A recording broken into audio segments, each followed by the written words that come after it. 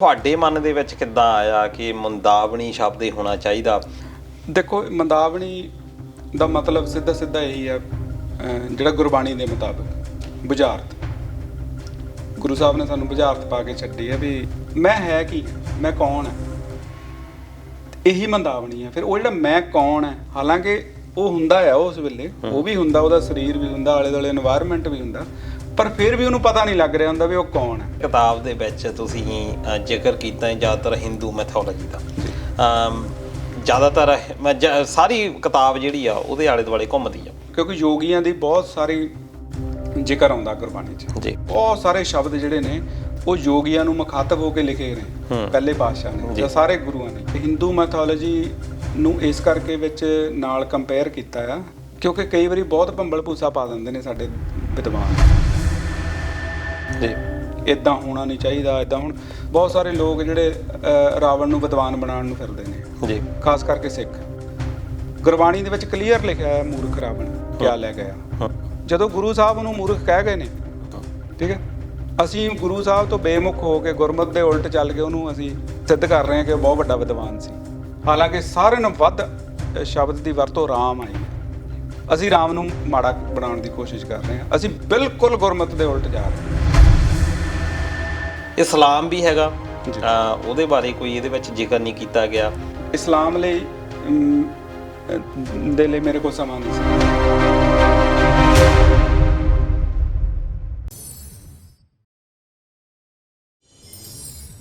ਇੰਡੋਸ TV ਦੇਖ ਰਹੇ ਸਾਰੇ ਦਰਸ਼ਕਾਂ ਦਾ ਬਹੁਤ-ਬਹੁਤ ਸਵਾਗਤ ਤੇ ਸਾਰਿਆਂ ਨੂੰ ਸਤਿ ਸ੍ਰੀ ਅਕਾਲ। ਤੇ ਦੋਸਤੋ, ਸਨਮੁਖ ਪ੍ਰੋਗਰਾਮ ਦੇ ਵਿੱਚ ਸਾਡੇ ਦਰਮਿਆਨ ਅੱਜ ਇੱਕ ਅਹਿਮ ਸ਼ਖਸੀਅਤ ਜਿਹੜੇ ਕਿ ਆਸਟ੍ਰੇਲੀਆ ਤੋਂ ਹੀ ਨੇ, ਚਾਹੇ ਉਹ ਰੇਡੀਓ ਦਾ ਫੀਲਡ ਹੋਵੇ, ਚਾਹੇ ਉਹ ਖੇਡਾਂ ਦਾ ਕੰਮ ਹੋਵੇ, ਕਿਸੇ ਵੀ ਸਮਾਜਿਕ ਰਾਜਨੀਤਿਕ ਐਕਟੀਵਿਟੀ ਦੇ ਵਿੱਚ ਸਭ ਤੋਂ ਮੋਹਰੀ ਹੋ ਕੇ ਭੂਮਿਕਾ ਨਿਭਾਉਂਦੇ ਨੇ।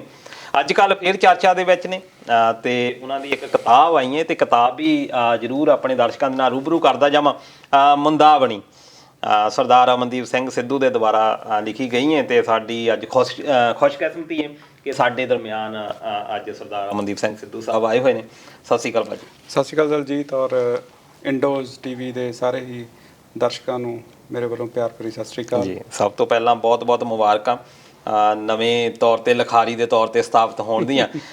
ਤੇ ਵੈਸੇ ਤਾਂ ਚਲੋ ਮੁਹਤਾਜ ਨਹੀਂ ਹੈਗੇ ਕਿਸੇ ਜਾਣ ਪਹਿਚਾਣ ਦੇ, ਪਰ ਥੋੜ੍ਹਾ ਜਿਹਾ ਆਪਾਂ ਦੱਸੀਏ ਵੀ ਰੇਡੀਓ ਦਾ ਤੁਸੀਂ ਫੀਲਡ ਕਰਦੇ ਰਹੇ ਹੋ, ਸਿੱਖ ਗੇਮਸ ਦੇ ਵਿੱਚ ਅਹਿਮ ਭੂਮਿਕਾ, ਮੋਹਰੀ ਭੂਮਿਕਾ ਤੁਸੀਂ ਨਿਭਾਈ ਹੈ ਹਮੇਸ਼ਾ।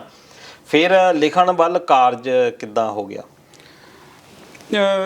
ਇਹ ਅਸਲ ਦੇ ਵਿੱਚ ਸ਼ੁਰੂ ਤੋਂ ਹੀ, ਜਦੋਂ ਤੁਸੀਂ ਜਾਣਦੇ ਆ ਕਿ ਰੇਡੀਓ ਆਪਾਂ ਸ਼ੁਰੂ ਕੀਤਾ 1999 ਦੇ ਵਿੱਚ ਬੁਲਬੁਲਗੇ 'ਚ ਜੀ, ਫਿਰ 2005 'ਚ ਆਸਟ੍ਰੇਲੀਆ ਵਾਈਡ, ਤੇ ਉਦੋਂ ਇਸ ਕਰਕੇ ਕੀਤਾ ਸੀ ਕਿਉਂਕਿ ਇਸ ਫੀਲਡ ਦੇ ਵਿੱਚ ਕੋਈ ਕੰਮ ਨਹੀਂ ਸੀ ਕਰ ਰਿਹਾ ਜੀ।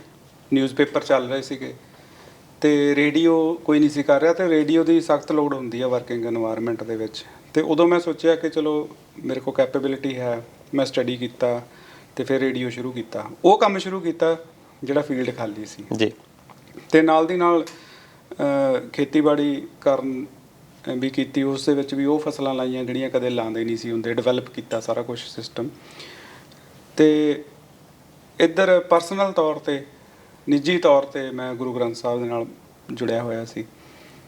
ਅਧਿਆਤਮਕ ਭੁੱਖ ਲੱਗੀ ਹੋਈ ਸੀ, ਸਟੱਡੀ ਕਰ ਰਹੇ ਸੀ, ਅਧਿਐਨ ਕਰ ਰਿਹਾ ਸੀ ਮੈਂ, ਤਾਂ ਉਸ ਦੇ ਵਿੱਚ ਵੀ ਨਾਲ ਦੀ ਨਾਲ ਕੰਮ ਮੇਰੇ ਅੰਦਰੂਨੀ ਚੱਲ ਰਿਹਾ ਸੀ ਜੀ। ਤੇ ਇਹ ਜਿਹੜੀ ਕਿਤਾਬ ਲਿਖਾਰੀ ਬਣਨਾ ਮੈਂ ਕਦੇ ਸੋਚਿਆ ਨਹੀਂ ਸੀ। ਮੈਂ ਪਹਿਲੀ ਗੱਲ ਤਾਂ ਮੈਂ ਕਦੇ ਸੋਚਿਆ ਨਹੀਂ ਮੈਂ ਰੇਡੀਓ ਵੀ ਕਦੇ ਚਲਾਵਾਂਗਾ ਜੀ, ਤੇ ਫਿਰ ਇਹ ਵੀ ਨਹੀਂ ਸੋਚਿਆ ਮੈਂ ਖੇਤੀ ਕਰਾਂਗਾ ਕਦੇ। ਸੋ ਲਿਖਾਰੀ ਬਣਨਾ ਵੀ ਕਦੇ ਸੋਚਿਆ ਨਹੀਂ ਸੀ। ਸੋ ਬਹੁਤ ਸਾਰੇ ਕੰਮ ਜਿਹੜੇ ਨੇ ਉਹ ਇੱਕ ਇਲਾਹੀ ਹੁਕਮ ਦੇ ਅਧੀਨ ਹੁੰਦੇ ਨੇ ਜੀ, ਤੇ ਜਾਂ ਇਹਨੂੰ ਕਹਿ ਲਓ ਕਿ ਯੂਨੀਵਰਸਲ ਪਲਾਨ ਹੁੰਦਾ ਹੈ ਕਿ ਤੁਹਾਨੂੰ ਕਿੱਥੇ ਫਿੱਟ ਕਰ ਦੇਣਾ ਹੈ। ਤੇ ਉਸੇ ਅਧੀਨ ਦੇ ਵਿੱਚ ਮੈਂ ਸਮਝਦਾ ਕਿ ਸ਼ਾਇਦ ਇਹ ਹੁਕਮ ਹੀ ਲੱਗਾ ਹੋਊਗਾ ਕਿ ਇਹ ਵੀ ਇੱਕ ਕਿਤਾਬ ਲਿਖਣੀ ਆ ਜੀ। ਇਹ ਜਿਹੜਾ ਲਿਖਣ ਦਾ ਕੰਮ ਹੈ, ਮੈਂ ਤਕਰੀਬਨ 4 ਸਾਲ ਪਹਿਲਾਂ ਛੋਟੇ-ਛੋਟੇ ਆਰਟੀਕਲ ਲਿਖਣ ਲੱਗਾ ਸੀਗਾ। ਸੋਸ਼ਲ ਮੀਡੀਆ ਤੇ ਨਿਊਜ਼ਪੇਪਰ 'ਚ ਵੀ ਛੋਟੇ-ਛੋਟੇ ਆਰਟੀਕਲ ਲੱਗੇ ਨੇ ਮੇਰੇ, ਤਾਂ ਉੱਥੋਂ ਫਿਰ ਇਹ ਡਿਵੈਲਪ ਕੀਤਾ ਮੈਂ ਲਿਖਣ ਦਾ ਸਕਿੱਲ ਜੀ।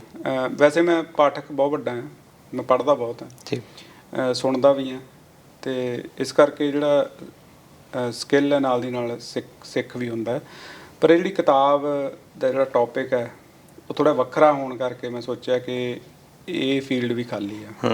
ਜਿੱਦਾਂ ਤੁਸੀਂ ਗੱਲ ਕੀਤੀ ਕਿ ਅਧਿਆਤਮਵਾਦ ਦੇ ਉੱਤੇ ਇਹ ਕਿਤਾਬ ਹੈਗੀ ਆ ਜੀ, ਬਹੁਤ ਸਾਰੀਆਂ ਕਿਤਾਬਾਂ ਲਿਖੀਆਂ ਜਾ ਰਹੀਆਂ ਨੋ ਡਾਊਟ ਪੰਜਾਬੀ ਦੇ ਵਿੱਚ।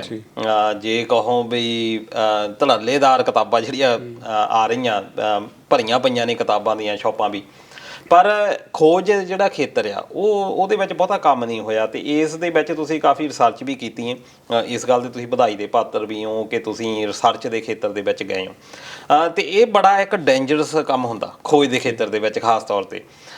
ਤੇ ਤੁਹਾਨੂੰ ਇਸ ਪਾਸੇ ਕਿੱਦਾਂ ਰੁਚੀ ਬਣੀ ਕਿ ਮੈਂ ਅਧਿਆਪਕ ਵਾਲੇ ਪਾਸੇ ਜਾਵਾਂ? ਜਿੱਦਾਂ ਤੁਸੀਂ ਕਹੇ ਫੀਲਡ ਤਾਂ ਖਾਲੀ ਹੈ ਪਰ ਨਾਲ ਨਾਲ ਖਤਰੇ ਵੀ ਹੁੰਦੇ ਆ, ਤੇ ਆਮ ਤੌਰ ਤੇ ਇੱਕ ਜਿਹੜਾ ਲਿਖਾਰੀ ਹੈ ਉਹ ਖਤਰੇ ਚਾਹੁੰਦਾ ਨਹੀਂ ਮਿਲ ਲੈਣੇ, ਤੇ ਇਹ ਦਲੇਰੀ ਕਿੱਦਾਂ ਆਈ? ਨਹੀਂ, ਇਹੀ ਤਰਾਸਦੀ ਅੱਜ ਕੱਲ੍ਹ ਜਿਹੜਾ ਪੰਜਾਬੀ ਦੀ ਰਾਈਟਿੰਗ ਹੈ, ਪੰਜਾਬੀ ਦੇ ਜਿਹੜੇ ਲੇਖਕ ਨੇ ਉਹ ਥੋੜ੍ਹੀ ਘੱਟ ਰਿਸਰਚ ਕਰਦੇ ਨੇ, ਬਹੁਤ ਘੱਟ ਮੌਲਿਕ ਰਚਨਾਵਾਂ ਆ ਰਹੀਆਂ ਨੇ, ਓਰੀਜਨਲ ਰਚਨਾਵਾਂ, ਪਰ ਜਿਹੜੀਆਂ ਆ ਰਹੀਆਂ ਨੇ ਉਹ ਮਕਬੂਲ ਬੜੀਆਂ ਹੋ ਰਹੀਆਂ ਨੇ, ਲੋਕ ਉਹਨੂੰ ਪਸੰਦ ਬੜੀਆਂ ਕਰ ਰਹੇ ਨੇ। ਉਹਦੇ ਵਿੱਚ ਇੱਕ ਧਾਰਨਾ ਇਹ ਵੀ ਹੈ, ਮੈਂ ਪਾਕਿਸਤਾਨ 'ਚ ਵੀ ਗਿਆ, ਉੱਥੇ ਵੀ ਗੱਲ ਹੋਈ, ਉਹ ਵੀ ਇਹੀ ਕਹਿੰਦੇ ਨੇ ਕਿ ਬਹੁਤਾਤ ਜਿਹੜੇ ਲਿਖਾਰੀ ਨੇ ਉਹ 4 ਕਿਤਾਬਾਂ ਪੜ੍ਹ ਕੇ 5ਵੀਂ ਲਿਖਦੇ ਨੇ ਜੀ। ਇਹ ਰਵਾਇਤ ਚੱਲੀ ਜਾਂਦੀ ਹੈ। ਜਾਂ ਉਹਨਾਂ ਨੇ ਉਹਦੇ ਵਿੱਚੋਂ ਕੋਈ ਅਵਾਰਡ ਜਿੱਤਣਾ ਹੁੰਦਾ ਹੈ, ਉਹ ਔਖੀ ਤੋਂ ਔਖੀ ਲਿਖਣ ਦੀ ਕੋਸ਼ਿਸ਼ ਕਰਦੇ ਨੇ ਜੀ, ਪ੍ਰਭਾਵਿਤ ਕਰਨ ਦੀ ਕੋਸ਼ਿਸ਼ ਕਰਦੇ ਨੇ ਅਕੈਡਮਿਕਸ ਨੂੰ। ਉਹਨਾਂ ਦੀ ਭਾਸ਼ਾ ਜਿਹੜੀ ਅਕੈਡਮਿਕ ਹੁੰਦੀ ਆ ਉਹ ਲੋਕ ਪੱਖੀ ਨਹੀਂ ਹੁੰਦੀ, ਲੋਕਾਂ ਨੂੰ ਸਮਝ ਹੀ ਨਹੀਂ ਆਉਂਦੀ ਕੀ ਲਿਖਿਆ ਹੋਇਆ, ਤੇ ਜਾਂ ਜਮਾਂ ਹੀ ਹਲਕੇ ਪੱਧਰ ਦੀ ਹੁੰਦੀ ਆ ਜੀ, ਤੇ ਜਿਨ੍ਹਾਂ ਦਾ ਕੋਈ ਨਾ ਸ਼ੁਰੂ ਹੁੰਦਾ ਤੇ ਨਾ ਅੰਤ ਹੁੰਦਾ। ਸੋ ਇਸ ਕਰਕੇ ਮੈਂ ਉਹ ਕਿਤਾਬ ਨਹੀਂ ਸੀ ਲਿਖਣਾ ਚਾਹੁੰਦਾ ਕਿ ਜਿਹੜੀਆਂ 4 ਕਿਤਾਬਾਂ ਪੜ੍ਹ ਕੇ 5ਵੀਂ ਦੀ ਸ਼੍ਰੇਣੀ 'ਚ ਆ ਜਾਵਾਂ, ਕਿਉਂਕਿ ਇਹ ਟੌਪਿਕ ਜਿਹੜਾ ਸੀਗਾ, ਜਿਹੜੀਆਂ ਗੱਲਾਂ ਪਹਿਲਾਂ ਲਿਖੀਆਂ ਗਈਆਂ ਨੇ ਉਹਦੀ ਰੈਫਰੈਂਸ ਇਹ ਦੇ ਦਿੱਤੀ ਗਈ ਆ। ਜਿਹੜੀਆਂ ਗੱਲਾਂ ਪਹਿਲਾਂ ਅਸੀਂ ਪੜ੍ਹ ਸਕਦੇ ਹਾਂ ਕਿਸੇ ਕਿਤਾਬ 'ਚ, ਉਹ ਲਿਖ ਦਿੱਤਾ ਗਿਆ ਜੀ ਇਸ ਰਾਈਟਰ ਨੇ ਇੱਥੇ ਆਹ ਲਿਖਿਆ, ਤੁਸੀਂ ਉਹ ਸਾਰੀ ਕਿਤਾਬ ਪੜ੍ਹ ਸਕਦੇ ਹੋ ਜੀ। ਮੈਂ ਕਈ ਕਿਤਾਬਾਂ ਰეკਮੈਂਡ ਵੀ ਕੀਤੀਆਂ ਇਹਦੇ ਵਿੱਚ ਵੀ ਤੁਸੀਂ ਜੇ ਹੋਰ ਡੂੰਘਾ ਜਾਣਾ ਚਾਹੁੰਦੇ ਹੋ ਇਸ ਟੌਪਿਕ ਦੇ ਤਾਂ ਉੱਥੇ ਜਾਓ, ਕਿਉਂਕਿ ਜਿਹੜੀ ਚੀਜ਼ ਪਹਿਲਾਂ ਲਿਖ ਹੋ ਗਈ ਆ ਉਸ ਨੂੰ ਸਾਡਾ ਫਰਜ਼ ਬਣਦਾ ਅਕਨੌਲੇਜ ਕਰਨਾ ਜੀ, ਨਾ ਕਿ ਉਹਦੇ ਫੇਰ ਬਦਲ ਕਰਕੇ ਅੱਖਰ ਇੱਧਰ ਉੱਧਰ ਕਰਕੇ ਆਪਣੇ ਨਾਂ ਹੇਠਾਂ ਛਾਪਣਾ ਜੀ। ਸੋ ਉਹ ਇਹ ਮੈਂ ਬਹੁਤ ਵੱਡੇ ਪੱਧਰ 'ਤੇ ਅਵੋਇਡ ਕੀਤਾ ਹੈ। ਮੇਰੀ ਸਾਰਿਆਂ ਨੂੰ ਜ਼ਿਆਦਾ ਕੋਸ਼ਿਸ਼ ਇਹ ਰਹੀ ਹੈ ਕਿ ਮੈਂ ਉਸ ਚੀਜ਼ ਨੂੰ ਨਾ ਵਰਤਾਂ, ਇਹ ਸ਼ੈਲੀ ਨੂੰ। ਸੋ ਇੱਕ ਤਾਂ ਜਿਹੜਾ ਲਿਖਾਰੀ ਆ ਉਹਦੀ ਮੌਲਿਕਤਾ ਬਣੀ ਰਹਿੰਦੀ ਹੈ ਇਹਦੇ ਨਾਲ, ਤੇ ਦੂਜਾ ਜਿਹੜਾ ਓਰੀਜਨਲ ਕੰਟੈਂਟ ਹੈ ਉਹਦੇ 'ਤੇ ਖੋਜ ਕਰਨ ਦਾ ਵੀ ਫੇਰ ਆਨੰਦ ਆਉਂਦਾ ਹੈ। ਤੇ ਇੱਕ ਮੰਨ ਲਓ ਪਿਆਰਾ ਸਿੰਘ ਪਦਮ ਉਹਨਾਂ ਨੇ ਕਿਤਾਬ ਲਿਖੀ ਸੀ ਪੰਜਾਬੀ ਬੋਲੀ ਬਾਰੇ, ਹੋਰ ਕਈ ਕਿਤਾਬਾਂ ਲਿਖੀਆਂ ਸੀ ਓਰੀਜਨਲ, ਹੈ ਨਾ। ਉਹਨਾਂ ਨੇ ਇੱਦਾਂ ਨਹੀਂ ਲਿਖੀ ਵੀ ਮੇਰੇ ਤੋਂ ਬਾਅਦ ਕੋਈ ਲਿਖੇ ਹੀ ਨਾ ਜੀ। ਕੋਈ ਵੀ ਲਿਖਾਰੀ ਇੱਦਾਂ ਨਹੀਂ ਲਿਖਦਾ, ਜਿਹੜਾ ਅਸਲੀ ਹੋਊਗਾ ਲਿਖਾਰੀ ਉਹ ਇੱਦਾਂ ਨਹੀਂ ਲਿਖੂਗਾ ਵੀ ਮੈਂ ਵੀ ਇਹ 'ਚ ਲਿਖਿਆ ਵੀ ਮੇਰੀ ਕਿਤਾਬ ਇਹ ਐਂਡ ਨਹੀਂ ਹੈਗੀ ਜੀ, ਇਹ ਆਖਰੀ ਕਿਤਾਬ ਨਹੀਂ ਹੈਗੀ, ਇਹ ਇੱਕ ਆਧਾਰ ਬਣ ਸਕਦੀ ਹੈ ਹੋਰ ਬਹੁਤ ਸਾਰੀ ਖੋਜ ਦਾ ਜੀ। ਤੇ ਜੇ ਕਿਸੇ ਨੇ ਖੋਜ ਕਰਨੀ ਹੈ ਤਾਂ ਇਹਨੂੰ ਬੇਸ ਬਣਾ ਕੇ ਤੁਸੀਂ ਫਰਦਰ ਹੋਰ ਖੋਜ ਕਰ ਸਕਦੇ, ਅੱਗੇ ਹੋਰ ਜਾ ਸਕਦੇ ਹੋ।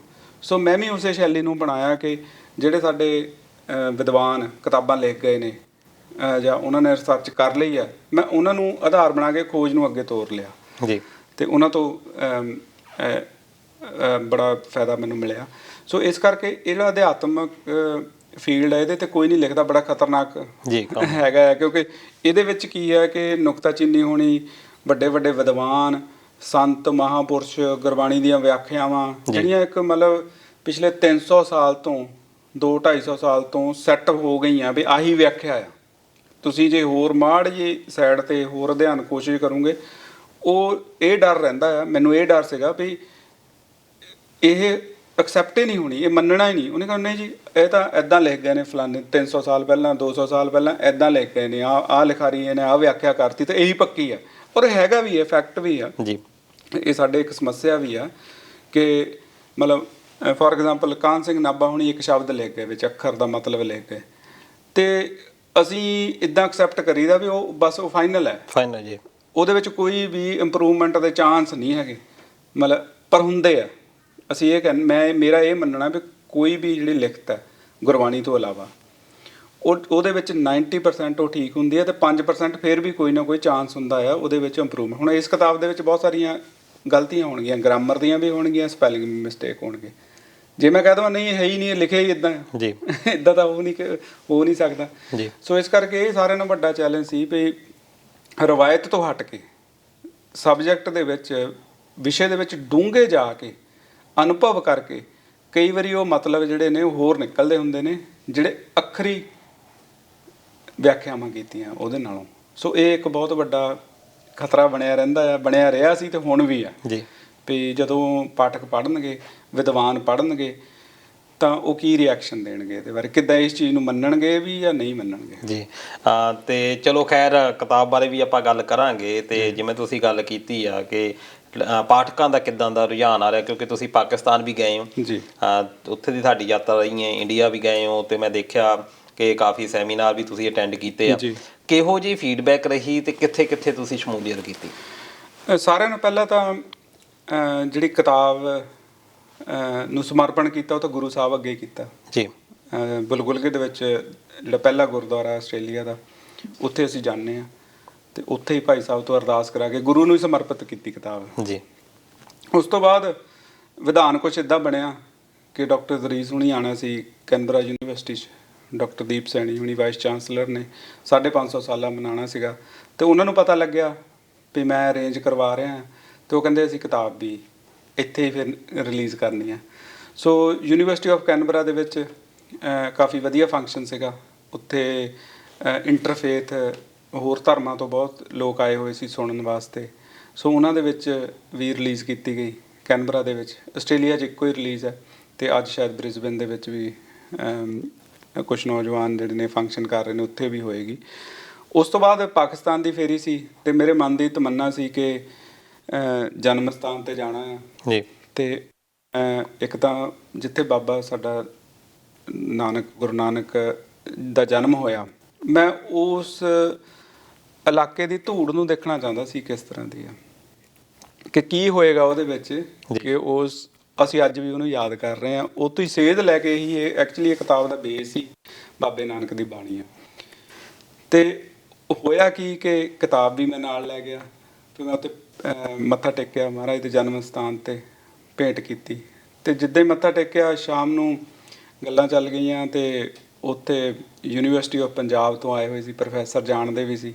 ਉਹ ਕਹਿੰਦੇ ਅਸੀਂ ਉੱਥੇ ਇਹਦੇ ਲਾਂਚ ਕਰਨਾ ਜੀ। ਸੋ ਉੱਥੋਂ ਹੀ university of Punjab oriental college ਦੇ ਵਿੱਚ ਡਾਕਟਰ ਨਬੀਲਾ ਰਹਿਮਾਨ ਉਹਨਾਂ ਨੇ ਫੰਕਸ਼ਨ ਰੱਖਿਆ। PhD ਸਟੂਡੈਂਟ ਸੀ, ਮਾਸਟਰਸ ਦੇ ਸਟੂਡੈਂਟ ਸੀ, ਉਹ ਵੀ ਸਾਰੇ ਆਏ ਤੇ ਉੱਥੇ ਬੜੀ ਪਸੰਦ ਕੀਤੀ। ਹਾਲਾਂਕਿ ਉਹ ਸਾਰੇ ਜਾਣਦੇ ਨੇ ਗੁਰਮੁਖੀ ਜੀ, ਪਰ ਉਹਨਾਂ ਦੀ ਇਹ ਡਿਮਾਂਡ ਸੀ ਵੀ ਅਸੀਂ ਗੁਰਮੁਖੀ ਵੀ ਪੜ੍ਹਾਂਗੇ ਪਰ ਸ਼ਾਹਮੁਖੀ 'ਚ ਵੀ ਅਸੀਂ ਇਹਨੂੰ ਚਾਹੁੰਦੇ ਹਾਂ। ਸੋ ਹੁਣ ਸ਼ਾਹਮੁਖੀ ਦੇ ਵਿੱਚ ਵੀ ਇਹ ਕਿਤਾਬ ਇਹਦਾ ਤਰਜਮਾ ਕੀਤਾ ਜਾ ਰਿਹਾ। ਉਸ ਤੋਂ ਬਾਅਦ ਪੰਜਾਬ ਆਏ ਤਾਂ ਆਪਣੇ ਤਾਂ ਪਟਿਆਲਾ ਯੂਨੀਵਰਸਿਟੀ ਦੇ ਵਿੱਚ 7ਵੀਂ south east Asian history conference ਚੱਲ ਰਹੀ ਸੀ, ਹੋਣੀ ਹੁੰਦੀ ਹੈ, ਹਰੇਕ ਸਾਲ ਹੋਣੀ ਹੁੰਦੀ ਹੈ। ਉੱਥੇ ਵੀ ਫਿਰ ਵਾਈਸ ਚਾਂਸਲਰ ਡਾਕਟਰ ਘੁੰਮਣ ਸਾਹਿਬ ਉਹਨਾਂ ਨੇ ਤੇ ਪਾਲ ਸਿੰਘ ਪੁਰੇਵਾਲ ਚੀਫ ਗੈਸਟ ਸੀਗੇ, ਡਾਕਟਰ ਜਗਤਾਰ ਚੱਗੀ, ਇਹਨਾਂ ਸਾਰਿਆਂ ਨੇ ਫਿਰ ਉੱਥੇ ਵੀ ਬੁੱਕ ਰਿਲੀਜ਼ ਕੀਤੀ ਪੰਜਾਬੀ ਯੂਨੀਵਰਸਿਟੀ ਪਟਿਆਲਾ ਦੇ ਵਿੱਚ। ਉੱਥੇ ਇੱਦਾਂ ਹੋ ਗਈ ਕਿ ਦਿੱਲੀ ਪੰਜਾਬੀ ਭਵਨ ਤੋਂ ਵਾਈਸ ਸੈਕਟਰੀ ਸਾਹਿਬ ਆਏ ਹੋਏ ਸੀ, ਉਹਨਾਂ ਦਾ ਵੀ ਆਪਣਾ ਵਫਦ ਆਇਆ ਹੋਇਆ ਸੀਗਾ, ਡਾਕਟਰ ਐਡਵੋਕੇਟ ਗੁਰਭੇਜ ਸਿੰਘ ਗੁਰਾਇਆ ਹੋਣੀ। ਉਹਨਾਂ ਨੇ ਰਾਤ ਨੂੰ ਇੱਦਾਂ ਬੈਠੇ ਉਹਨਾਂ ਨੇ ਕਿਤਾਬ ਦੇਖੀ ਤੇ ਕਹਿੰਦੇ ਵੀ ਕਵਰ ਬੜਾ ਸੋਹਣਾ ਕਲਰ ਹੈ। ਤੇ ਜਦੋਂ ਨੇ ਖੋਲ ਕੇ ਦੇਖੀ ਕਹਿੰਦੇ ਅੰਦਰ ਵੀ ਕਲਰ ਹੈ। ਕਹਿੰਦੇ ਮੈਂ ਪਹਿਲੀ ਵਾਰੀ ਪੰਜਾਬੀ ਕਿਤਾਬ ਇਹੋ ਜਿਹੀ ਦੇਖੀ ਵੀ ਜਿਹੜੀ ਬਾਹਰੋਂ ਵੀ ਕਲਰ ਹੈ ਤੇ ਅੰਦਰ ਵੀ ਕਲਰ ਹੈ ਤੇ ਗ੍ਰਾਫਿਕਸ ਕਾਫੀ ਅੱਛੀ ਹੈ। ਤੇ ਉਹ ਬੈਠੇ ਬੈਠੇ ਪੜ੍ਹਨ ਲੱਗ ਗਏ, ਐਨਕਾਂ ਮੰਗਾ ਲਈਆਂ ਤੇ ਸ਼ਾਮ ਸਵੇਰ ਨੂੰ ਮਿਲੇ। ਫਿਰ ਕਹਿੰਦੇ ਵੀ ਰਾਤੀ ਤਾਂ ਮੈਂ ਕਿਤਾਬ ਪੜ੍ਹਦਾ ਰਿਹਾ ਤੇ ਇਹ ਕਿਤਾਬ ਹੁਣ ਆਪਾਂ ਦਿੱਲੀ ਵੀ ਰਿਲੀਜ਼ ਕਰਨੀ ਪੰਜਾਬੀ ਭਵਨ 'ਚ। ਅੱਛਾ। ਸੋ ਦਿੱਲੀ ਸਾਹਿਤ ਅਕੈਡਮੀ ਨੇ ਫਿਰ 3 ਤਰੀਕ ਨੂੰ ਫੰਕਸ਼ਨ ਰੱਖਿਆ ਸੀ, ਉੱਥੇ 150 ਦੇ ਕਰੀਬ ਵਿਦਵਾਨ ਸੀ ਤੇ ਉੱਥੇ ਕਿਤਾਬ ਤੇ ਚਰਚਾ ਹੋਈ।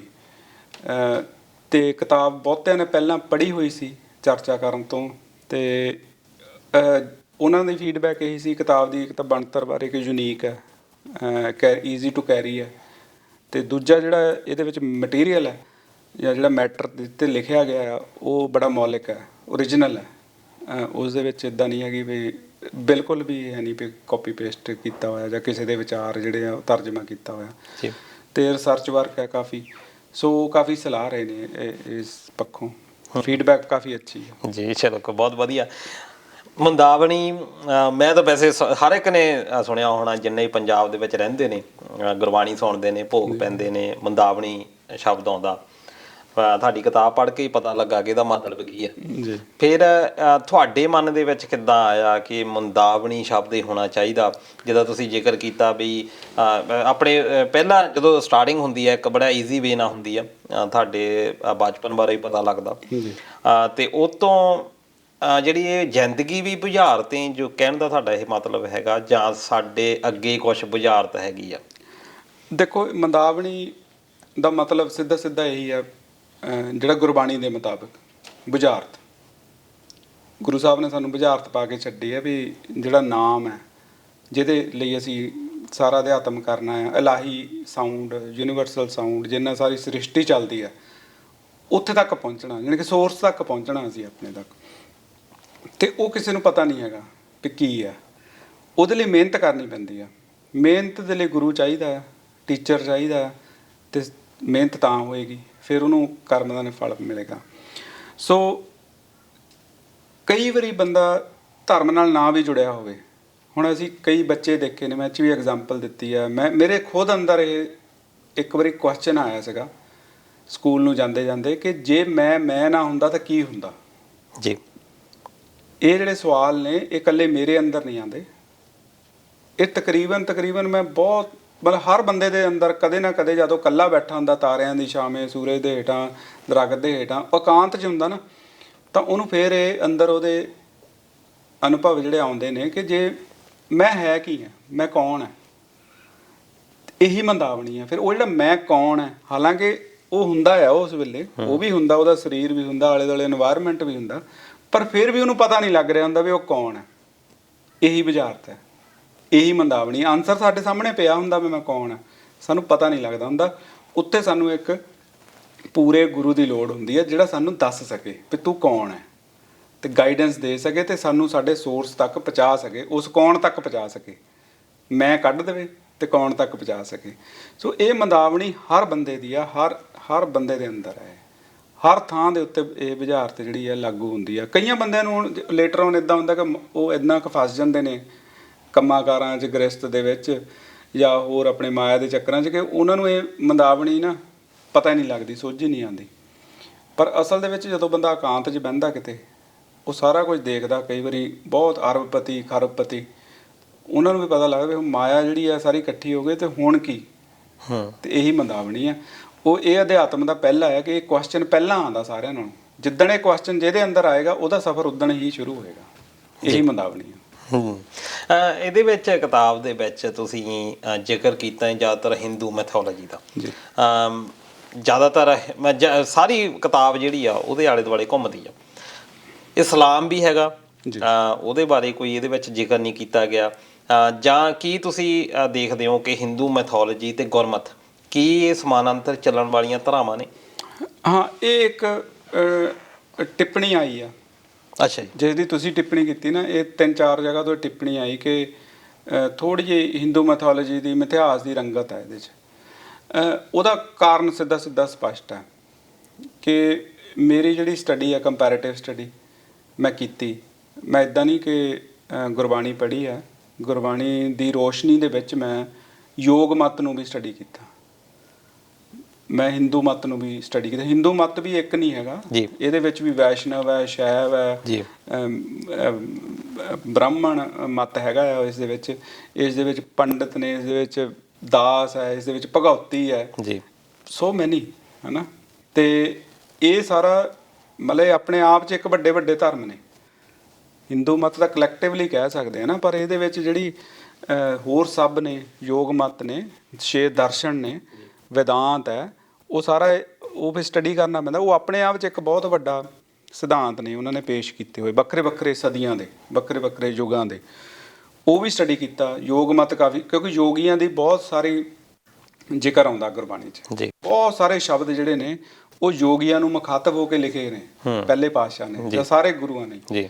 ਫਿਰ ਬ੍ਰਾਹਮਣ ਵਾਸਤੇ ਲਿਖੇ ਨੇ, ਫਿਰ ਵੈਸ਼ਨਵਾ ਵਾਸਤੇ ਲਿਖੇ ਨੇ, ਫਿਰ ਹੋਰ ਜਿਹੜੇ ਧਰਮ ਨੇ ਉਹ ਸਮਕਾਲੀ ਹੋਏ ਨੇ ਉਹਨਾਂ ਬਾਰੇ ਲਿਖੇ ਨੇ। ਜੇ ਹੁਣ ਉਹਨਾਂ ਨੂੰ ਸਹੀ ਤਰ੍ਹਾਂ ਸਮਝਣਾ ਹੈ ਤਾਂ ਸਾਨੂੰ ਉਹਨਾਂ ਦੀ ਬੈਕਗਰਾਊਂਡ ਦਾ ਪਤਾ ਹੋਣਾ ਚਾਹੀਦਾ ਹੈ ਕਿ ਜੇ ਇਹ ਸ਼ਬਦ ਲਿਖਿਆ ਆ ਤਾਂ ਇਹਦੇ ਪਿੱਛੇ ਸਿਧਾਂਤ ਕੀ ਆ। ਹੁਣ ਸਿੱਧ ਗੋਸ਼ਟ ਹੋ ਰਹੀ ਆ ਪਹਿਲੇ ਪਾਤਸ਼ਾਹ ਤੋਂ ਸਿੱਧਾਂ ਦੇ ਵਿਚਾਲੇ, ਜੇ ਸਾਨੂੰ ਪਤਾ ਹੀ ਨਹੀਂ ਵੀ ਸਿੱਧ ਹੁੰਦੇ ਕੌਣ ਹੈ ਹੈ ਨਾ, ਤੇ ਫਿਰ ਆਪਾਂ ਉਸ ਨੂੰ ਕਿੱਦਾਂ ਸਮਝ ਸਕਦੇ ਹਾਂ। ਸੋ ਇਸ ਕਰਕੇ ਦੋ ਮਤ ਜਿਹੜੇ ਮੈਂ ਕਾਫੀ ਸਟੱਡੀ ਕੀਤੇ, ਮੈਂ ਕਾਫੀ ਘੁੰਮਿਆ ਵੀ, ਟਰੈਵਲ ਵੀ ਕੀਤਾ, ਜੋਗੀਆਂ ਨੂੰ ਵੀ ਮਿਲਿਆ, ਸਾਧੂਆਂ ਨੂੰ ਵੀ ਮਿਲਿਆ, ਗੱਲਾਂ ਬਾਤਾਂ ਵੀ ਕੀਤੀਆਂ, ਉਹਨਾਂ ਦੇ ਧਰਮ ਗ੍ਰੰਥ ਵੀ ਅਧਿਐਨ ਕੀਤੇ, ਨਾਲ ਵੇਦ ਉਪਨਿਸ਼ਦ ਇਹ ਸਾਰੇ ਸਟੱਡੀ ਕੀਤੇ, ਅਤੇ ਜਿਹੜੇ ਯੋਗੀਆਂ ਦੇ ਤੰਤਰਿਕ ਗ੍ਰੰਥ ਸੀ ਉਹ ਵੀ ਸਟੱਡੀ ਕੀਤੇ। ਤਾਂ ਪਿਛਲੇ 20 ਸਾਲ 'ਚ ਤਕਰੀਬਨ ਇਹੀ ਮੈਂ ਕਰ ਪਾਇਆ। ਇਸਲਾਮ ਲਈ ਦੇ ਲਈ ਮੇਰੇ ਕੋਲ ਸਮਾਂ ਨਹੀਂ ਸੀਗਾ, ਅਤੇ ਕ੍ਰਿਸਚੀਅਨਿਟੀ ਬਾਰੇ ਮੈਂ ਬਹੁਤ ਘੱਟ ਸਟੱਡੀ ਕੀਤਾ। ਸੋ ਪਾਕਿਸਤਾਨ 'ਚ ਗੱਲ ਚੱਲ ਰਹੀ ਸੀ ਵੀ, ਉੱਥੇ ਵੀ ਇਹੀ ਗੱਲ ਚੱਲ ਰਹੀ ਸੀ ਵੀ ਇਸਲਾਮ ਨਾਲ ਕੰਪੈਰੇਟਿਵ ਕਿਉਂ ਨਹੀਂ ਤੁਸੀਂ ਗੁਰਬਾਣੀ ਨੂੰ, ਕਿਉਂਕਿ ਇਸਲਾਮ ਦੇ ਵਿੱਚ ਆਪਣੇ ਗੁਰਬਾਣੀ ਦੇ ਵਿੱਚ ਅੱਲਾ ਨੂੰ ਮੁਖਾਤਿਬ ਬਹੁਤ ਸ਼ਬਦ ਆਉਂਦੇ ਨੇ, ਇਸਲਾਮ ਨੂੰ ਮੁਖਾਤਿਬ ਬਹੁਤ ਸ਼ਬਦ ਆਉਂਦੇ ਨੇ। ਅਤੇ ਉੱਥੇ ਮੇਰੀ ਟਿੱਪਣੀ ਉਹਨਾਂ ਦੇ ਇਹੀ ਸੀ ਕਿ ਮੈਂ ਇਸ ਕਰਕੇ ਨਹੀਂ ਲਿਖਿਆ ਕਿਉਂਕਿ ਜੇ ਮੈਂ ਲਿਖਦਾ ਤਾਂ ਮੈਂ ਉੱਤੇ ਖਰਾ ਨਹੀਂ ਸੀ ਉਤਰਨਾ, ਮੈਂ ਜਸਟਿਸ ਨਹੀਂ ਸੀ ਕਰਨ ਪਾਉਣਾ। ਕਿਉਂ ਜੇ ਮੈਂ ਲਿਖਾਂਗਾ ਤਾਂ ਮੈਂ ਘੱਟੋ ਘੱਟ 10 ਸਾਲ ਇਸਲਾਮ ਨੂੰ ਸਟੱਡੀ ਕਰਾਂਗਾ, ਉਹਨਾਂ ਇਲਾਕਿਆਂ 'ਚ ਜਾਵਾਂਗਾ, ਉੱਥੇ ਰਹਿ ਕੇ ਦੇਖਾਂਗਾ ਜੀ, ਉਹਨਾਂ ਦੇ ਵਿਦਵਾਨਾਂ ਨਾਲ ਮਿਲਾਂਗਾ, ਉਹਨਾਂ ਨਾਲ ਗੱਲਾਂ ਕਰਾਂਗਾ ਕਿ ਅਸਲ ਦੇ ਵਿੱਚ ਉਹ ਜਿਹੜੀ ਟਰਮ ਵਰਤ ਰਹੇ ਨੇ ਉਹਦਾ ਅਸਲੀ ਮਤਲਬ ਕੀ ਆ ਔਰ ਉਹ ਕਿੱਦਾਂ ਉਹਨੂੰ ਇੰਪਲੀਮੈਂਟ ਕਰਦੇ ਨੇ। ਸੋ ਮੈਨੂੰ ਘੱਟੋ ਘੱਟ 10 ਸਾਲ ਚਾਹੀਦੇ ਆ ਹੁਣ, ਜੇ ਮੈਂ ਇਸਲਾਮ ਤੇ ਕੰਪੈਰੇਟਿਵ ਨਾਲ ਗੁਰਬਾਣੀ ਦੀ ਰੋਸ਼ਨੀ 'ਚ ਇਸਲਾਮ ਨੂੰ ਦੇਖਣਾ ਹੈ ਜੀ। ਸੋ ਇਸ ਕਰਕੇ ਜਿਹੜਾ ਹਿੰਦੂ ਮੈਥੋਲੋਜੀ ਨੂੰ ਇਸ ਕਰਕੇ ਵਿੱਚ ਨਾਲ ਕੰਪੇਅਰ ਕੀਤਾ ਆ, ਉਹਦੀਆਂ ਜਿਹੜੀਆਂ ਟਰਮਸ ਡੀਕੋਡ ਕੀਤੀਆਂ, ਕਿਉਂਕਿ ਕਈ ਵਾਰੀ ਬਹੁਤ ਭੰਬਲ ਭੂਸਾ ਪਾ ਦਿੰਦੇ ਨੇ ਸਾਡੇ ਵਿਦਵਾਨ ਜੀ, ਇੱਦਾਂ ਹੋਣਾ ਨਹੀਂ ਚਾਹੀਦਾ, ਇੱਦਾਂ। ਹੁਣ ਤੁਸੀਂ ਸਿੱਧਾ ਸਿੱਧਾ ਦੇਖੋ, ਬਹੁਤ ਸਾਰੇ ਲੋਕ ਜਿਹੜੇ ਰਾਵਣ ਨੂੰ ਵਿਦਵਾਨ ਬਣਾਉਣ ਨੂੰ ਫਿਰਦੇ ਨੇ ਜੀ, ਖਾਸ ਕਰਕੇ ਸਿੱਖ। ਗੁਰਬਾਣੀ ਦੇ ਵਿੱਚ ਕਲੀਅਰ ਲਿਖਿਆ ਹੈ ਮੂਰਖ ਰਾਵਣ ਕਿਆ ਲੈ ਗਿਆ। ਜਦੋਂ ਗੁਰੂ ਸਾਹਿਬ ਉਹਨੂੰ ਮੂਰਖ ਕਹਿ ਗਏ ਨੇ, ਠੀਕ ਹੈ, ਅਸੀਂ ਗੁਰੂ ਸਾਹਿਬ ਤੋਂ ਬੇਮੁਖ ਹੋ ਕੇ ਗੁਰਮਤਿ ਦੇ ਉਲਟ ਚੱਲ ਕੇ ਉਹਨੂੰ ਅਸੀਂ ਸਿੱਧ ਕਰ ਰਹੇ ਹਾਂ ਕਿ ਉਹ ਬਹੁਤ ਵੱਡਾ ਵਿਦਵਾਨ ਸੀ। ਹਾਲਾਂਕਿ ਸਾਰਿਆਂ ਨਾਲੋਂ ਵੱਧ ਸ਼ਬਦ ਦੀ ਵਰਤੋਂ ਰਾਮ ਆਈ ਆ, ਅਸੀਂ ਰਾਮ ਨੂੰ ਮਾੜਾ ਬਣਾਉਣ ਦੀ ਕੋਸ਼ਿਸ਼ ਕਰ ਰਹੇ ਹਾਂ, ਅਸੀਂ ਬਿਲਕੁਲ ਗੁਰਮਤਿ ਦੇ ਉਲਟ ਜਾ ਰਹੇ ਹਾਂ। ਸਾਨੂੰ ਕਿਉਂਕਿ ਸਮਝ ਨਹੀਂ ਹੈਗੀ, ਅਸੀਂ ਸਟੱਡੀ ਨਹੀਂ ਕੀਤਾ। ਉਹ ਇੱਕ ਕਹਾਣੀ ਆ, ਰਮਾਇਣ ਇੱਕ ਕਹਾਣੀ ਬਣਾ ਲਈ, ਕਹਾਣੀ ਦੇ ਥਰੂ ਅਸੀਂ ਉਹਨਾਂ ਨੂੰ ਬੰਦੇ ਬਣਾ ਲਿਆ, ਹਨੂੰਮਾਨ ਨੂੰ ਬਾਂਦਰ ਬਣਾ ਦਿੱਤਾ, ਹੈ ਨਾ। ਅਸੀਂ ਉਹਨਾਂ ਨੂੰ ਆਪਣੇ ਰੂਪ ਵਾਂਗਰ ਬਣਾ ਕੇ ਪੇਸ਼ ਕਰਨ ਲੱਗ ਪਏ, ਆਪਣੇ ਬਰਾਬਰ ਦੇ ਜੀ। ਅਸਲ 'ਚ ਕੀ ਆ, ਉਹ ਕਹਾਣੀਆਂ ਦੇ ਪਿੱਛੇ ਇਲਾਹੀ ਸਿਧਾਂਤ ਨੇ, ਉਹਨਾਂ ਦੇ ਹੋਰ ਮਤਲਬ ਨਿਕਲਦੇ ਨੇ ਅੰਦਰੋਂ। ਜਿਵੇਂ ਆਪਾਂ ਪਹਿਲਾਂ ਵੀ ਗੱਲ ਕਰ ਰਹੇ ਸੀ ਕਿ ਜਿਹੜਾ ਲਕਸ਼ਮਣ ਤੇ ਹਨੂੰਮਨ, ਇਹ ਮਨ ਦੀਆਂ ਦੋ ਅਵਸਥਾ ਨੇ, ਇਹਨਾਂ ਦੇ ਪਿੱਛੇ ਵੀ ਮਨ ਲੱਗਾ ਹੋਇਆ। ਮਨ ਹੈ ਹਨੂ ਤੇ ਲਕਸ਼। ਲਕਸ਼ ਮਨ ਹੈ ਕਿ ਜਿਹੜਾ ਮੂਲ ਹੈ ਆਪਣਾ ਮਨ ਦਾ, ਜਿਹੜਾ ਸੈਂਟਰ ਹੈ ਸਰਕਲ ਦਾ, ਉਹਨੂੰ ਲਕਸ਼ ਕਹਿੰਦੇ ਨੇ, ਟਾਰਗੇਟ। ਜਿਹੜਾ ਹਨੂ ਹੈ, ਹਨੂ ਦਾ ਮਤਲਬ ਹੁੰਦਾ ਵੱਡਾ ਜੀ, ਉਹ ਜਿਹੜਾ ਬਾਹਰਲਾ ਮਨ ਹੈ ਸਾਡਾ, ਉਹਨੂੰ ਹਨੂ ਕਹਿੰਦੇ। ਮਨ ਦੀਆਂ ਦੋ ਅਵਸਥਾਵਾਂ ਨਹੀਂ ਹੈ। ਜੇ ਤੁਸੀਂ ਇਸ ਐਂਗਲ ਤੋਂ ਰਮਾਇਣ ਪੜ੍ਹਨੀ ਆ ਤਾਂ ਤੁਹਾਨੂੰ ਬੜੀ ਛੇਤੀ ਰਮਾਇਣ ਦੇ ਵਿੱਚੋਂ ਗਿਆਨ ਲੱਭੇਗਾ ਕਿ ਇਹ ਜਿਹੜੀ ਰੂਹ ਹੈ ਕਿੱਦਾਂ ਚੱਲਦੀ ਆ, ਕਿੱਦਾਂ ਸੁਰਤ ਜਿਹੜੀ ਹੈ ਸਾਡੀ ਸੀਤਾ, ਜਿਹੜੀ ਸੁਰਤ ਹੈ ਉਹ ਕਿੱਦਾਂ ਛੁੱਟਦੀ ਆ ਨਾਮ ਦੇ ਨਾਲ, ਰਾਮ ਦੇ ਨਾਲ। ਯਾਨੀ ਗੁਰਮਤ ਜਿਹੜੀ ਆ ਉਹ ਇਸ ਹਿਸਾਬ ਨਾਲ ਲੈਂਦੀ ਆ ਰਮਾਇਣ ਨੂੰ ਵੀ। ਗੁਰਮਤ ਬਿਲਕੁਲ ਇਸੇ ਹਿਸਾਬ ਨਾਲ ਲੈਂਦੀ ਆ ਜੀ। ਗੁਰਮਤ ਕ੍ਰਿਸ਼ਨ ਨੂੰ ਵੀ ਇਸੇ ਹਿਸਾਬ ਨਾਲ ਲੈਂਦੀ ਆ, ਗੁਰਮਤ ਅਵਤਾਰਾਂ ਨੂੰ ਵੀ ਇਸੇ ਹਿਸਾਬ ਨਾਲ ਲੈਂਦੀ ਆ ਜੀ, ਕਿ ਅਵਤਾਰ ਜਿਹੜੇ ਨੇ ਜੇ ਹੋਏ ਨੇ ਜਾਂ ਹੋ ਰਹੇ ਨੇ, ਸਾਡਾ ਅਸੀਂ ਆ ਉਹ ਅਵਤਾਰ, ਕਿ ਉਹ ਪਾਰ ਬ੍ਰਹਮ ਤੋਂ ਬਿਨਾਂ ਨਹੀਂ ਹੋ ਰਹੇ। ਉਹ ਆਪਣੇ ਆਪ ਅਵਤਾਰਾਂ ਦੀ ਗੱਲ ਤੁਸੀਂ ਕੀਤੀ, ਉਹ ਆਪਣੇ ਆਪ ਇੰਡੀਪੈਂਡੈਂਟ। ਹੁਣ ਵਿਸ਼ਨੂੰ ਦਾ ਅਵਤਾਰ ਹੈ, ਵਿਸ਼ਨੂੰ ਕਹਿ ਲਓ, ਵਿਸ਼ਵ ਅਣੂ। ਵਿਸ਼ਵ ਦਾ ਮਤਲਬ ਹੁੰਦਾ ਦੁਨੀਆ, ਅਣੂ ਦਾ ਮਤਲਬ ਹੁੰਦਾ ਐਟਮ, ਬਰੀਕ ਤੋਂ ਬਰੀਕ ਪਾਰਟੀਕਲ ਜੀ। ਜਦੋਂ ਬਰੀਕ ਤੋਂ ਬਰੀਕ ਪਾਰਟੀਕਲ ਦ੍ਰਿਸ਼ਟਮਾਨ ਹੁੰਦਾ ਆ ਤਾਂ ਉਹ ਸਟੇਜਿਸ 'ਚ ਹੁੰਦਾ, ਇੱਦਾਂ ਨਹੀਂ ਹੁੰਦਾ ਵੀ ਆਖਰੀ ਪਹਿਲੇ ਬਣ ਜਾਓ। ਹੁਣ ਤੁਸੀਂ ਇੱਦਾਂ ਬੈਠੇ ਹੋ, ਫੁੱਲ ਬੋਡੀ 'ਚ ਬੈਠੇ ਹੋ, ਅਤੇ ਅਸੀਂ ਪਹਿਲਾਂ ਗਰਭ 'ਚ ਆਏ, ਫਿਰ ਸਾਡਾ ਜਨਮ ਹੋਇਆ, ਫਿਰ ਅਸੀਂ ਰੁੜੇ, ਫਿਰ ਅਸੀਂ ਖੜੇ ਹੋਏ, ਭੱਜੇ, ਸਿੱਖਿਆ, ਫਿਰ ਅਸੀਂ ਮਰਿਆਦਾ 'ਚ ਆਏ, ਵਿਆਹ ਹੋਇਆ। ਇਹੀ ਤਾਂ ਸਾਰੇ ਅਵਤਾਰ ਨੇ। ਜਦੋਂ ਅਸੀਂ ਕੰਪਲੀਟ ਹਿਊਮਨ ਬਣੇ ਆ, ਅਸੀਂ ਵਿਸ਼ਵ ਨੂੰ ਜਿਹੜਾ ਇੱਕ ਅਣੂ ਤੋਂ ਬਣੇ ਆ, ਅਸੀਂ ਵੀ ਵੀਰਜ ਤੋਂ, ਤਾਂ ਇਸ ਰੂਪ 'ਚ ਬੈਠੇ ਆ, ਇੱਕ ਲੜੀ 'ਚ ਆ ਰਹੇ ਹਾਂ ਨਾ ਅਸੀਂ। ਸੋ ਇਹ ਲੜੀ ਜਿਹੜੀ ਆ, ਇਹਨੂੰ ਤਾਰ ਕਹਿੰਦੇ ਆ, ਲੜੀ ਨੂੰ। ਅਤੇ ਅਵ ਦਾ ਮਤਲਬ ਹੁੰਦਾ ਆਉਣਾ। ਇਸ ਤਾਰ ਦੇ ਉੱਤੇ, ਟਾਈਮ ਲਾਈਨ ਦੇ ਉੱਤੇ ਆਣੇ ਨੂੰ ਅਵਤਾਰ ਕਹਿੰਦੇ ਆ। ਸੋ ਇੱਕ ਨੌਲੇਜ ਹੈ ਉਹਨਾਂ ਦੇ ਵਿੱਚ, ਤੇ ਉਸੇ ਨੌਲੇਜ ਨੂੰ ਡੀਕੋਡ ਕੀਤਾ ਆਪਣੀ ਹਿਊਮਨ ਬੋਡੀ ਦੇ ਹਿਸਾਬ ਨਾਲ ਜੀ, ਸਰਲ ਬਣਾਇਆ। ਤੇ ਇੱਕ ਲਿਪੀ ਬਾਰੇ ਵੀ ਤੁਸੀਂ ਜ਼ਿਕਰ ਕੀਤਾ। ਲਿਪੀ ਦਾ ਤੁਸੀਂ ਵੈਸੇ ਫੋਟੋਆਂ ਦਾ ਚਲੋ ਸਾਰੀਆਂ ਹੈਗੀਆਂ, ਫੋਟੋ ਕਾਫੀ ਵਧੀਆ ਬਣਾਈ ਆ। ਉਹਦੇ ਵਿੱਚ ਤੁਸੀਂ ਚੰਦਰਮਾ ਦਾ ਜਿਹੜਾ ਘਟਣਾ ਵਧਣਾ ਉਹਦੇ ਨਾਲ ਕੰਪੈਰੀਜ਼ਨ ਕੀਤਾ, ਉਹ ਥੋੜਾ ਜਿਹਾ ਦੱਸੋ ਜ਼ਰੂਰ ਕਿ ਲਿਪੀ ਦਾ ਉਹਦੇ ਨਾਲ ਕੀ ਸੰਬੰਧ ਆ। ਲਿਪੀ ਦਾ ਟੌਪਿਕ ਮੈਂ ਤਾਂ ਪਾਇਆ ਕਿਉਂਕਿ ਗੁਰਬਾਣੀ ਦੇ ਵਿੱਚ ਪੱਟੀਆਂ ਵੀ ਨੇ ਤੇ 52 ਅੱਖਰੀ ਵੀ ਨੇ, ਦੋ। ਇੱਕ ਭਗਤ ਕਬੀਰ ਜੀ ਦੀ ਆ, ਇੱਕ ਪੰਜਵੇਂ ਪਾਤਸ਼ਾਹ ਦੀ ਆ, ਗੁਰੂ ਅਰਜਨ ਪਾਤਸ਼ਾਹ ਦੀ। ਹੁਣ ਇਹਦਾ ਕੋਈ ਰੋਲ ਹੈ, ਇਸੇ ਕਰਕੇ ਗੁਰੂ ਗ੍ਰੰਥ ਸਾਹਿਬ ਦੇ ਵਿੱਚ ਇਸ ਨੂੰ ਪਾਇਆ ਹੈ ਕਿ ਇਹ ਕਾਰਨ ਸਰੀਰ ਦੇ ਨਾਲ ਜੁੜੀਆਂ ਹੋਈਆਂ ਨੇ ਲਿਪੀਆਂ। ਜਿਹੜੀ ਅੰਦਰ ਚਿੱਪ ਚੱਲਦੀ ਸਾਡੇ ਨਾ, ਉਹ ਜਿਹੜੀ ਸਾਊਂਡਸ ਨੇ ਉਹ 52 ਸਾਊਂਡਸ ਚੱਲਦੀਆਂ ਨੇ, ਮੌਲਿਕ ਸਾਊਂਡਸ ਨੇ, ਓਰੀਜਨਲ ਸਾਊਂਡਸ। ਉਹਦੇ ਵਿੱਚ 35 ਅੱਖਰ ਆ ਜਾਂਦੇ ਨੇ, 16 ਮਾਤਰਾਵਾਂ ਆ ਜਾਂਦੀਆਂ। 35 ਤਾਂ 16 51 ਹੋ ਗਏ, ਤੇ ਇੱਕ ਆ ਜਾਂਦਾ ਬਲੈਂਕ ਸਪੇਸ, ਜਿਹੜਾ ਕੀਬੋਰਡ ਤੇ ਬਲੈਂਕ ਸਪੇਸ ਹੁੰਦਾ। ਇਸੇ ਤਰ੍ਹਾਂ ਬੋਲੀ ਦੇ ਵਿੱਚ ਵੀ, ਧੁਨੀ ਦੇ ਵਿੱਚ ਵੀ ਇੱਕ ਬਲੈਂਕ ਸਪੇਸ ਹੁੰਦਾ, ਜਿਸ ਤਰ੍ਹਾਂ ਹੁਣ ਮੈਂ ਵਿੱਚ ਬਲੈਂਕ ਹੈ, ਇਹ ਵੀ ਪੌਜ਼। ਸੋ ਉਹ ਕਰਕੇ 52 ਆਉਂਦੇ ਨੇ। ਤੇ 35 ਤਾਂ ਗੁਰੂ ਨਾਨਕ ਪਾਤਸ਼ਾਹ ਦੀ ਪੱਟੀ ਵੀ ਬਣਾ ਕੇ ਪੇਸ਼ ਕੀਤੀ ਆ। ਜਿਹੜੀ ਅੱਜ ਅਸੀਂ 35 ਪੜ੍ਹ ਰਹੇ ਹਾਂ, ਪੰਜਾਬੀ ਪੜ੍ਹ ਰਹੇ ਹਾਂ, ਉਹ ਗੁਰੂ ਨਾਨਕ ਪਾਤਸ਼ਾਹ ਦੀ ਪੱਟੀ ਲਿਖੀ ਹੋਈ ਆ, ਐਨ ਉੱਦਾਂ ਹੀ ਪੜ੍ਹ ਰਹੇ ਹਾਂ ਅਸੀਂ ਜੀ। ਅੱਖਰਾਂ ਦਾ ਥੋੜ੍ਹਾ ਬਹੁਤਾ ਪਹਿਲੀਆਂ ਦੋ ਲਾਈਨਾਂ 'ਚ ਫਰਕ ਹੈ, ਪਰ ਉਹ ਸਾਰੇ 35 ਦੇ 35 ਅੱਖਰ ਗੁਰੂ ਨਾਨਕ ਪਾਤਸ਼ਾਹ ਦੀ ਲਿਖੀ ਪੱਟੀ ਪੜ੍ਹ ਰਹੇ ਹਾਂ। ਇੱਕ ਤਾਂ ਇਹ ਮੈਂ ਸਪਸ਼ਟ ਕਰਨਾ ਚਾਹੁੰਦਾ ਸੀਗਾ ਕਿ ਕਈ ਵਾਰੀ ਅਸੀਂ ਕਹਿ ਦਈਦਾ ਗੁਰੂ ਅੰਗਦ ਪਾਤਸ਼ਾਹ ਨੇ ਪੱਟੀ ਬਣਾਈ, ਪਰ ਗੁਰਬਾਣੀ ਇਹ ਸਬੂਤ ਦਿੰਦੀ ਹੈ, ਫੈਕਟ ਹੈ ਕਿ ਪਹਿਲੇ ਪਾਤਸ਼ਾਹ ਦੇ ਬਾਣੀ ਦੇ ਅੰਦਰ ਉਹ ਦਰਜ ਹੈ। ਸੋ ਇਹ ਫੈਕਟ ਹੈ ਕਿ ਪਹਿਲੇ ਪਾਤਸ਼ਾਹ ਨੇ ਪੱਟੀ ਲਿਖੀ ਆ, ਦੂਜੇ ਪਾਤਸ਼ਾਹ ਨੇ ਪੜ੍ਹਾਈ ਆ ਜੀ, ਉਸ ਨੂੰ ਵੱਡੇ ਪੱਧਰ ਤੇ ਪੜ੍ਹਾਈ ਆ। ਇੱਕ ਤਾਂ ਇਸ ਕਰਕੇ ਉਹ ਲਿਖੀ ਆ। ਦੂਜਾ, ਜਿਹੜੀਆਂ ਮਾਤਰਾਵਾਂ ਦੇ ਉੱਤੇ ਬਹੁਤਾ ਕੰਮ ਨਹੀਂ ਕੀਤਾ, ਉਹ 52 ਅੱਖਰੀ 'ਚ ਆ ਮਾਤਰਾਵਾਂ, ਥੋੜ੍ਹੀਆਂ ਮਤਲਬ ਹੈਗੀਆਂ ਸਾਰੀਆਂ, ਪਰ ਸਾਨੂੰ ਡੀਕੋਡ ਨਹੀਂ ਕਰਨੀਆਂ ਆਈਆਂ। ਸੋ ਉਹਨੂੰ ਡੀਕੋਡ ਕੀਤਾ ਹੈ। ਉਹਦੇ ਵਿੱਚ ਅੱਧਾ ਵਾਵਾ, ਅੱਧਾ ਯਈਆ, ਅੱਧਾ ਰਾਰਾ, ਇਹ 3 ਮਾਤਰਾਵਾਂ ਹੈਗੀਆਂ ਨੇ। ਉਹਦੇ 'ਚ ਇੱਕ ਮਿਸਿੰਗ ਹੈ, ਜਿਹੜੀ ਹੁਣ ਅੱਜ ਕੱਲ੍ਹ ਸੱਸੇ ਪੈਰ ਬਿੰਦੀ, ਕੱਕੇ ਪੈਰ ਬਿੰਦੀ, ਲੱਲੇ ਪੈਰ ਬਿੰਦੀ, ਇਹ ਵਧੀ ਜਾ ਰਹੀਆਂ। ਤੁਸੀਂ ਜਾਣ ਕੇ ਹੈਰਾਨ ਹੋਵੋਗੇ ਕਿ ਇਹ 1960 ਤੋਂ ਪਹਿਲਾਂ ਇਹਨਾਂ 'ਚ ਕੋਈ ਵੀ ਨਹੀਂ ਸੀ ਹੁੰਦਾ, ਇਹ ਪੜ੍ਹਾਈਆਂ ਨਹੀਂ ਸੀ ਜਾਂਦੀਆਂ। ਫਾਰਸੀ ਦੇ ਨਹੀਂ, ਉਹ ਇਹ ਬੋਲਣ 'ਚ ਆਉਂਦੀਆਂ ਸੀ ਜੀ। ਜਿਸ ਤਰ੍ਹਾਂ ਅੱਖਰ ਜਲ ਹੈ, ਹਾਂਜੀ, ਜਲ ਦਾ ਮਤਲਬ ਹੁੰਦਾ ਪਾਣੀ, ਪਾਣੀ। ਜਲ, ਲੱਲੇ ਪੈਰ ਬਿੰਦੀ ਵਾਲਾ, ਉਹਦਾ ਮਤਲਬ ਹੁੰਦਾ ਜਲਣਾ। ਦੋਨੇ ਵਿਰੋਧੀ ਹੈ ਇੱਕ ਦੂਜੇ ਦੇ, ਪਰ ਜਦ ਗੁਰਬਾਣੀ 'ਚ ਇਹ ਦੋਨੋਂ ਜੱਜਾ ਲੱਲਾ ਲਿਖੇ ਹੋਏ ਨੇ। ਸੋ ਬੋਲਣ 'ਚ ਉਸ ਵੇਲੇ ਆ ਰਹੇ ਸੀ, ਇਹ ਸਾਡੇ ਸਾਰੇ ਆ ਰਹੇ ਸੀ, ਪਰ ਉਹਦੇ ਲਈ ਪੈਰ 'ਚ ਬਿੰਦੀ ਵਾਲਾ ਕਨਸੈਪਟ ਨਹੀਂ ਸੀਗਾ ਉਸ ਵੇਲੇ ਸਾਡੀ ਲਿਪੀ ਦੇ ਵਿੱਚ, ਮਾਤਰਾ ਦਾ। ਸੋ ਉਸ ਨੂੰ ਸਟੱਡੀ ਕੀਤਾ, ਤੇ ਇਹ ਜਿਹੜੀਆਂ ਮਾਤਰਾਵਾਂ ਨੇ, ਜਦ ਅਸੀਂ ਕੰਪੈਰੇਟਿਵ ਕਰਦੇ ਹਾਂ ਤਾਂ ਇਹ ਸਾਡੇ ਗਲੇ 'ਚੋਂ ਨਿਕਲਦੀਆਂ ਨੇ ਮਾਤਰਾਵਾਂ ਜੀ। ਔਰ ਗਲੇ ਦਾ ਜਿਹੜਾ ਯੋਗ ਮਤ ਦੇ ਵਿੱਚ ਸਾਡਾ ਜਿਹੜਾ ਗਲਾ ਆ, ਉਹ ਚੰਦਰਮਾ ਦੀਆਂ ਥਿੱਤਾਂ ਦੇ ਨਾਲ ਜੁੜਦਾ ਆ।